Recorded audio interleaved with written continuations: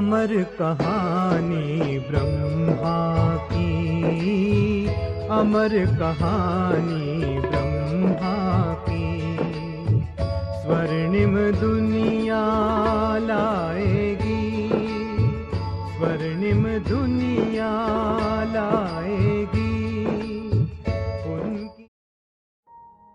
दादी निर्मल शांता का अनुभव सुनते ही एक और व्यक्ति का जिक्र सामने आता है, जिसका नाम था अल्लाह बख्श सुमरो।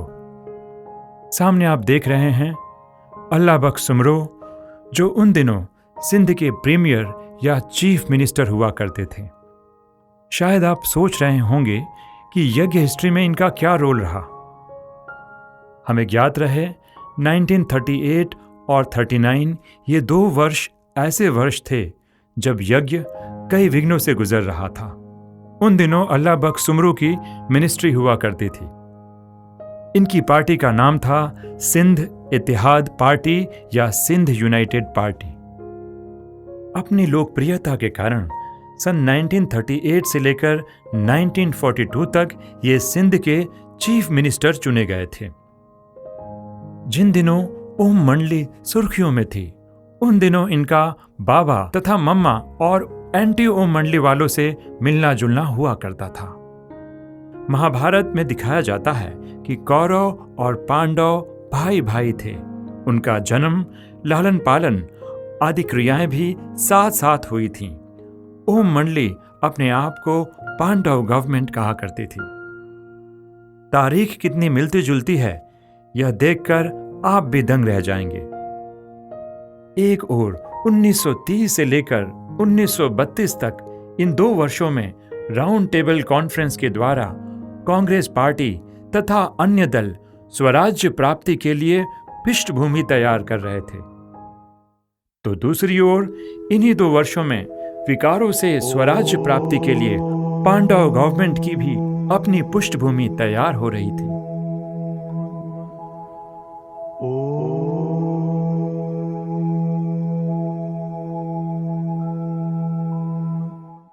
1930 में ब्रह्मा बाबा को साक्षात्कार होना तथा वैराग्य के कारण 1932 में बिजनेस से अर्ली रिटायरमेंट ले लेना। जी हां, 1932 में ही बाबा ने बिजनेस से रिटायरमेंट लिया। ब्रिटिश पार्लियामेंट में सन 1935 में गवर्नमेंट ऑफ इंडिया एक्ट पारित किया गया, तो ठीक उसी वर्ष अर्थात 1935 में ओम मंडली का भी गठन हुआ। अमर कहानी ब्रह्मा की, अमर कहानी ब्रह्मा की, स्वर्णिम दुनिया लाएगी, स्वर्णिम दुनिया लाएगी। 2 वर्ष बाद अर्थात 1937 में गवर्नमेंट ऑफ इंडिया एक्ट को लागू किया गया, जिसके कारण भारत में पहली बार प्रांतीय चुनाव या प्रोविंशियल इलेक्शन हुए, जिसमें कांग्रेस पार्टी या इंडियन नेशनल कांग्रेस एक बड़ी पार्टी के रूप में उभरकर सामने आई। तो ठीक दूसरी ओर 2 वर्ष बाद पांडव गवर्नमेंट में भी माताओं और कन्याओं की मैनेजिंग कमेटी बनाई गई और ओम मंडली सुर्खियों में सबके सामने सिंध प्रांत में उभर कर आई।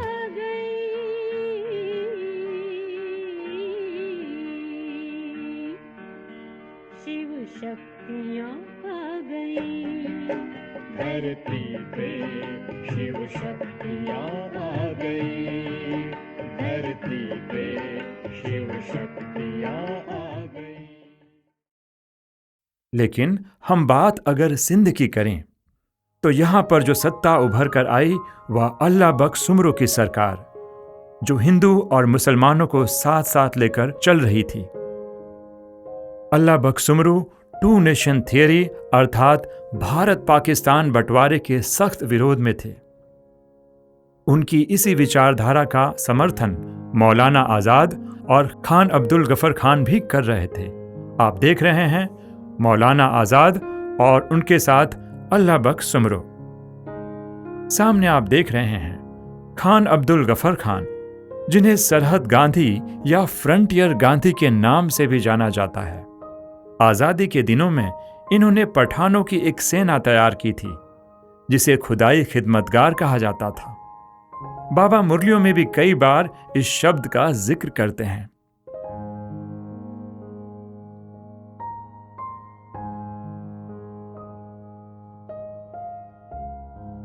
खुदाई खिदमतगार एक पारसी शब्द है जिसका मतलब होता है सर्वेंट ऑफ गॉड या भगवान की बनाई हुई दुनिया के सेवक। अब्दुल गफर खान ने खूंखार पठान सैनिकों का शस्त्र त्याग करवाकर अहिंसा के मार्ग पर चलाया, जो आजादी के दिनों में सत्याग्रह करती थी और बाकी दिनों में समाज सेवा का भी कार्य करती थी। बताया जाता है इनकी संख्या लगभग 1 लाख थी और ये लाल शर्ट पहना करते थे। लेकिन बाबा कहते हैं, तुम बच्चे ही सही अर्थों में डबल अहिंसक सेना हो और इस आध्यात्मिक ज्ञान और योग के बल से इस कलयुगी पुराने दुनिया की खिदमत करते हो। जिन दिनों में अंग्रेजों के विरुद्ध 1942 में क्विट इंडिया मूवमेंट या भारत छोड़ो आंदोलन में महात्मा गांधी और जवाहरलाल नेहरू जेल में बंद कर दिए गए थे, उन्हीं दिनों अल्लाह बख्श सुमरू अंग्रेजों के काफी करीब थे। सामने आप देख रहे हैं भारत के वायसराय लिनलिथगो के साथ अल्लाह बख्श सुमरू। सत्ता में होने के बावजूद भी उन्होंने ब्रिटिश राज के द्वारा प्राप्त की गई नाइटहुड की उपाधि अर्थात खान बहादुर की उपाधि का त्याग कर दिया। इनका यह कृत्य भी जैसे ब्रिटिश राज की अवज्ञा ही थी, जिसको देखकर सुभाष चंद्र बोस ने रेडियो में अल्लाह बख्श सुमरू के इस त्याग की प्रशंसा की थी। तो आइए सुनते हैं दादी निर्मल शांता अल्लाह बख्श सुमरू के बारे में क्या कहती हैं। अच्छा, फिर जब बंगला चाहिए अल्लाह बख्श के पास जाओ बच्ची, तुम ज्ञान समझा के, लेकिन तुम उसी दृष्टि से देखना, खुदा दोस्त के भाव से देखेंगी ना तो जरूर तुमको मदद करेगा। हाँ बोलो बेबी, कैसे आना हुआ? हमको मकान चाहिए, बड़ा बड़ा मकान चाहिए। हमारे पास ना इतनी पार्टी आई है और वो रहेंगी कहाँ? हमारा तो घर में रह नहीं सकती है, बच्चे अलग रहेंगे।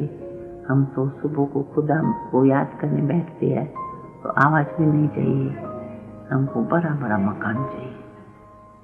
तो मुस्कुराता था, कुछ कानून तो सिखाएगा नहीं, हमको छोटी बेबी है। मुस्कुराता था तो कहता था अच्छा बच्ची देखेंगे देखेंगे, पूछता हूँ मैं, देखेंगे देखेंगे नहीं, पूछता नहीं, हमको चाबी चाहिए। सेक्रेटरी को बुलाएगा, भाई देखो ये बेबी क्या बोलती है, चाबी चाहिए। तो बोलता है, तो एक दिन बोलता है, तो जब मैं बोलती हूँ अभी चाहिए, तो सेक्रेटरी को बुला के बोल भी रहा है और फिर बोलता है बेबी तुम तो ऐसे मांगती हो जैसे कोई खिलौना है, मकान कोई खिलौना है।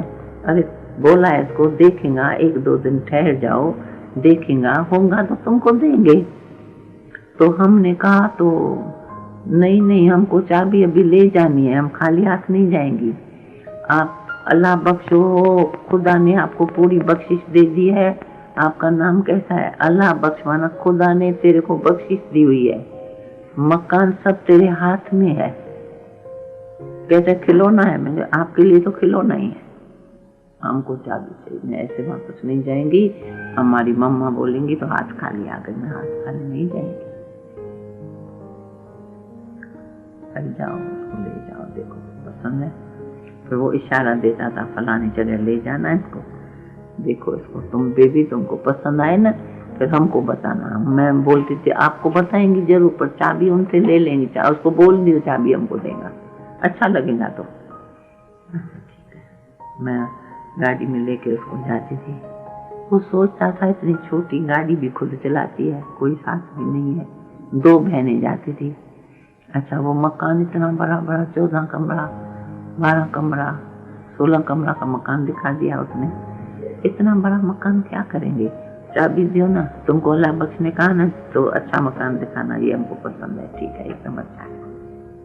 अब सेक्रेटरी हमको चाबी कैसे देगा? उसको बोलती थी बैठो गाड़ी में, चलो अल्लाह बख्श बाजत मकान ठीक है, हमको पसंद है, चाबी दीजिए।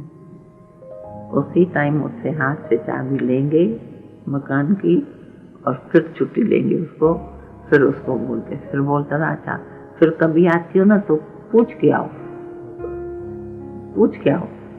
तो भाई हम आती है, हमको फलाना काम है, पूछ के आओ तो मैं सोचूं। तो हम हंस के कहती थी तो आपसे क्या पूछेंगे, हम तो आपके बच्चे जैसे हैं, क्योंकि हम तो छोटी फ्रॉक पढ़ा है, हम तो आपके बच्चे जैसे हैं। हम बाबा के पास जाते हैं तो थोड़ी पूछ के जाते हैं, हमको जब जरूरत पड़ेगी हम आएंगे, आप बोल देना सेक्रेटरी को, हम कभी हमको ना नहीं बोलेगा। तो सब उसके हंसते थे।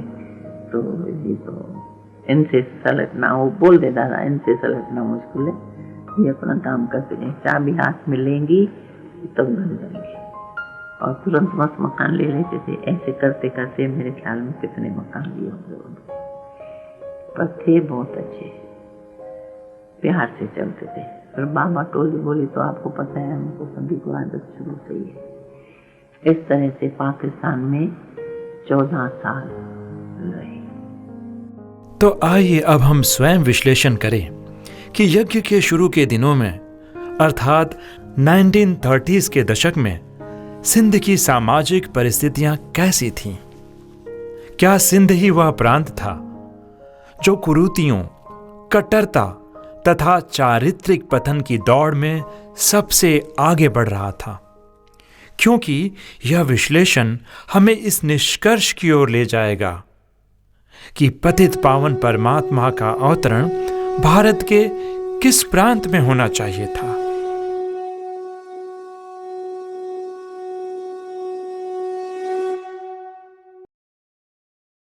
हमें ज्ञात रहे कि वैदिक सभ्यता की शुरुआत भी इसी सप्त सिंधु प्रदेश से हुई थी और प्राचीन हड़प्पा या सिंधु घाटी सभ्यता के बीज भी यहीं पर अंकुरित हुए थे।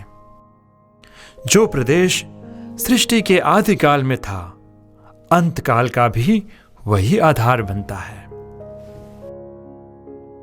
हम समझते हैं पूरे भारतवर्ष में 1930 के दशक में सिंध ही ऐसा प्रांत था जिस पर मुस्लिम, पर्शियन तथा वेस्टर्न कल्चर का सबसे ज्यादा प्रभाव पड़ा था और इसीलिए तमोप्रधानता की पराकाष्ठा में सिंध ही सबसे आगे था।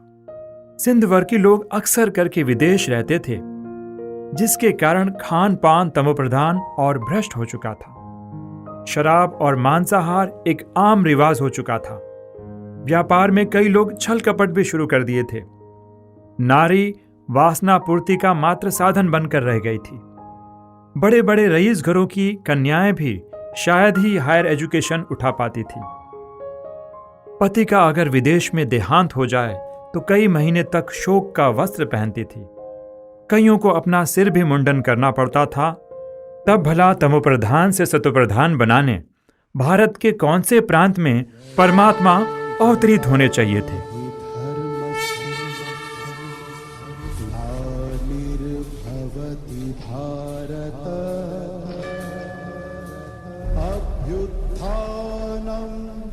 धर्मस्य तदात्मानं सृजाम्यहम्। स्वयं गांधी जी का 1913 से लेकर 1934 तक कई बार सिंध प्रांत में आना हुआ। गांधी जी कहते हैं कि मैं भाईबंद कम्युनिटी के बारे में परिचित था, लेकिन आमिल कम्युनिटी के बारे में केवल मैंने सुन रखा था। 1934 में डीजे सिंध कॉलेज में युवाओं को भाषण देते समय गांधी जी ने कहा था कि पढ़े लिखे आमिल लोग साहब और पारसियों की नकल करते हैं। जब मैं सिंध में पहली बार आया तब बहुत सारी कन्याओं को देखकर आश्चर्य में पड़ गया कि इतनी सारी पारसी कन्याएं कहां से आ गई। बाद में मुझे मालूम पड़ा कि वे पारसी कन्याएं नहीं, आमिल वर्ग की कन्याएं थी। गांधी जी आगे कहते हैं, मैं काफी भयभीत हो गया जब सिंधियों में दहेज प्रथा, जिसे देती लेती भी कहते हैं, खास तौर पर आमिल लोगों के बीच बहुत हुआ करता था। उस जमाने में अमीर होने के बावजूद भी आमिल लोग 15 से 20 हजार रुपया दहेज लेते थे। जो कि उस जमाने के हिसाब से काफी बड़ी कीमत हुआ करती थी। सामने आप देख रहे हैं 1925 का यह दृश्य, एक पारसी परिवार और कैंपस में ये पारसी कन्याएं। ये पारसी नहीं, युवा आमिल महिलाएं हैं जो 1936 में बार्सिलोना में यूरोप की यात्रा पर निकली हैं। आप देख रहे हैं कैसे धीरे धीरे वेस्टर्न कल्चर का इफेक्ट शुरू हो गया था, जितना भारत के किसी अन्य प्रांत पर नहीं था। पार्टीज, क्लब, थिएटर की परंपरा शुरू हो चुकी थी। 20वीं शताब्दी के प्रारंभ में स्वयं रविंद्रनाथ टैगोर ने कहा था, Hyderabad was the most fashionable city in India. आप देख सकते हैं यह 1910 का फोटो है। यह विदेश का नहीं, लेकिन भारत में ही कराची स्थित सेंट जोसेफ कॉन्वेंट स्कूल के फोटोग्राफ हैं। तो परमात्मा का अवतरण भारत के कौन से प्रांत में होना चाहिए, इसका अंदाजा आप स्वयं लगा सकते हैं।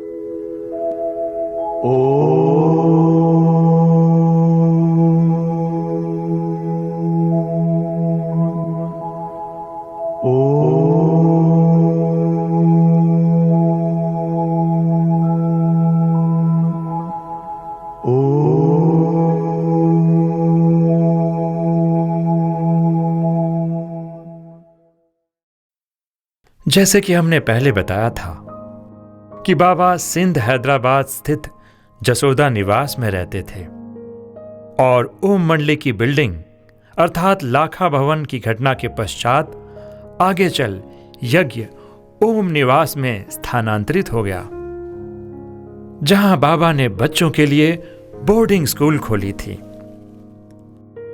आने वाले एपिसोड में हम हैदराबाद स्थित ओम निवास की अनोखी बातों से आप सभी को अवगत कराएंगे। ओम शांति।